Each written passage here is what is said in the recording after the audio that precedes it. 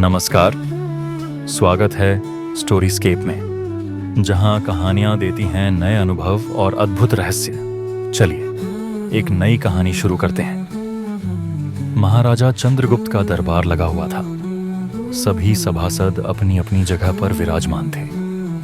महामंत्री चाणक्य दरबार की कार्यवाही कर रहे थे। महाराजा चंद्रगुप्त को खिलौनों का बहुत शौक था। उन्हें हर रोज एक नया खिलौना चाहिए था।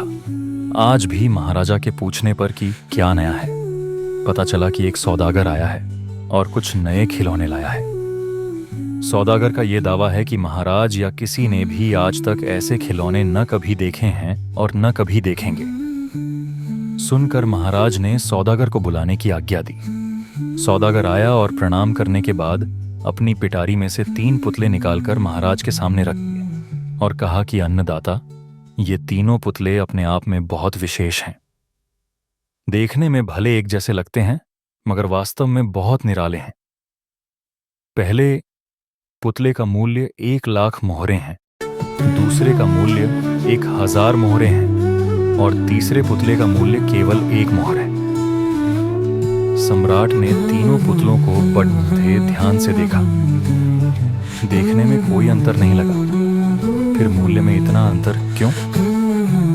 इस प्रश्न ने चंद्रगुप्त को बहुत परेशान कर दिया। हार के उसने सभासदों को पुतले दिए और कहा कि इनमें क्या अंतर है, मुझे बताओ।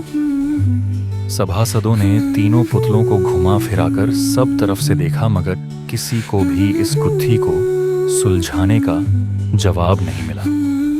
चंद्रगुप्त ने जब देखा कि सभी चुप हैं, तो उसने वही प्रश्न अपने गुरु और महामंत्री चाणक्य से पूछा। चाणक्य ने पुतलों को बहुत ध्यान से देखा और दरबान को 3 तिनके लाने की आज्ञा दी। तिनके आने पर चाणक्य ने पहले पुतले के कान में तिनका डाला।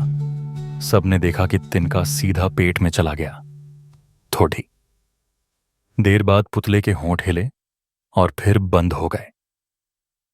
अब चाणक्य ने अगला तिनका दूसरे पुतले के कान में डाला। इस बार सबने देखा कि तिनका दूसरे कान से बाहर आ गया और पुतला ज्यों का त्यों रहा। ये देखकर सभी की उत्सुकता बढ़ती जा रही थी कि आगे क्या होगा। अब चाणक्य ने तिनका तीसरे पुतले के कान में डाला। सबने देखा कि तिनका पुतले के मुंह से बाहर आ गया है और पुतले का मुंह एकदम खुल गया। पुतला बराबर हिल रहा है, जैसे कुछ कहना चाहता हो।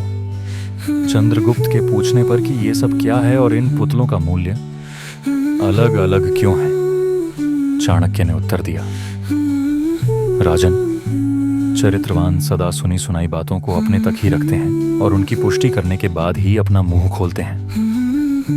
यही उनकी महानता है।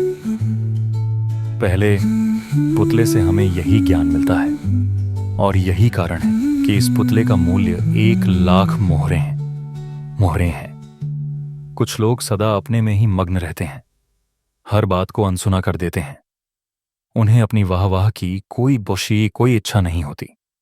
ऐसे लोग कभी किसी को हानि नहीं पहुंचाते। दूसरे पुतले से हमें यही ज्ञान मिलता है और यही कारण है कि इस पुतले का मूल्य 1,000 मोहरें की है। कुछ लोग कान के कच्चे और पेट के हल्के होते हैं। कोई भी बात सुनी नहीं कि सारी दुनिया में शोर मचा दिया। इन्हें झूठ सच का कोई ज्ञान नहीं, बस मुंह खोलने से मतलब है।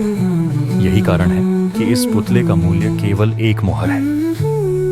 अगर आपको कहानी पसंद आई हो तो स्टोरीस्केप को सब्सक्राइब करें और हमें सपोर्ट करें। अगली कहानी में फिर मिलेंगे। धन्यवाद।